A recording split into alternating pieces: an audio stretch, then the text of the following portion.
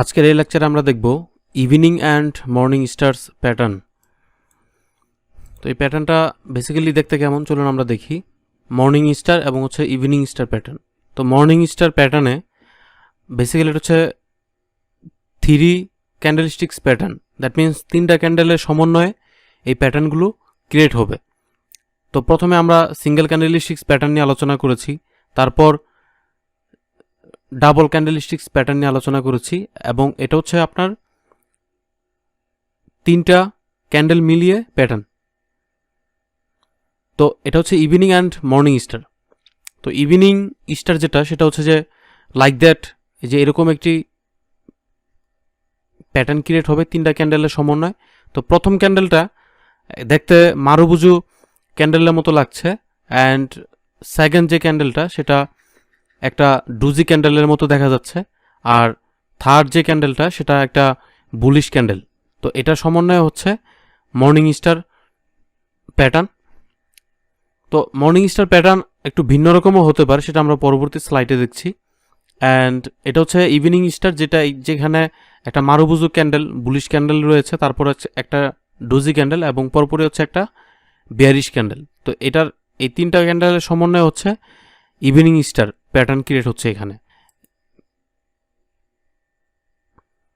তো এই evening star এবং মর্নিং স্টার যেই প্যাটার্ন ক্রিয়েট হচ্ছে, সেই প্যাটার্নে আমাদেরকে যে মেসেজ দিচ্ছে সেটা হচ্ছে যে মর্নিং স্টার যদি কোনো সাপোর্ট জোনে এরকম প্যাটার্ন ক্রিয়েট হয় তাহলে সেটা বুলিশ অথবা বাই সিগন্যাল কনফার্মেশন আমাদেরকে দিয়ে থাকে। আর যদি কোনো রেজিস্ট্যান্স জোনে ইভিনিং স্টার প্যাটার্ন ক্রিয়েট হয় তাহলে সেখানে বিয়ারিশ অথবা সেল সিগন্যাল কনফার্মেশন দিয়ে থাকে। তো সাপোর্ট এবং রেজিস্ট্যান্স কি সেই বিষয়টা আমরা কিছু লেকচার পরে আমরা ডিসকাস করব। তো মর্নিং স্টার এবং ইভিনিং স্টার দিয়ে কিন্তু আমরা খুব ভালো ট্রেড করতে পারি, এবং ম্যাক্সিমাম ট্রেডিংয়ের রিভার্সাল ট্রেডগুলোতেই এরকম প্যাটার্ন আমরা দেখতে পাই। তো এটা যদি আমরা দেখি বুলিশ মর্নিং স্টার প্যাটার্ন, যেখানে প্রথমে একটা মারুবুজু ক্যান্ডেলের মতো রয়েছে, যেটার আপার শেডো লোয়ার শেডো বলতে কিছুই নাই, মাঝখানে একটা দোজি ক্যান্ডেল, এবং থার্ড হচ্ছে একটা bullish candle. That means bullish morning star pattern এখানে ক্রিয়েট হয়েছে। তারপরে যদি আমরা দেখতে পাই এখানে প্রথমে একটা বুলিশ ক্যান্ডেল, তারপর একটা দোজি ক্যান্ডেল, এবং পরবর্তীতে একটা বিয়ারিশ ক্যান্ডেল। এই 3টা ক্যান্ডেলের সমন্বয়ে এখানে যে প্যাটার্ন ক্রিয়েট হয়েছে সেটা হচ্ছে বিয়ারিশ ইভিনিং স্টার প্যাটার্ন। তো বুলিশ মর্নিং স্টার প্যাটার্ন যেটা, সেটা যদি তৈরি হয় তাহলে মার্কেট আপ ট্রেন্ডের দিকে যাবে, আর বিয়ারিশ ইভিনিং স্টার প্যাটার্ন যদি ক্রিয়েট হয় তাহলে মার্কেট ডাউন ট্রেন্ডের দিকে যাবে। তো মর্নিং স্টার এবং ইভিনিং স্টার এখানে একটু ব্যতিক্রম আছে।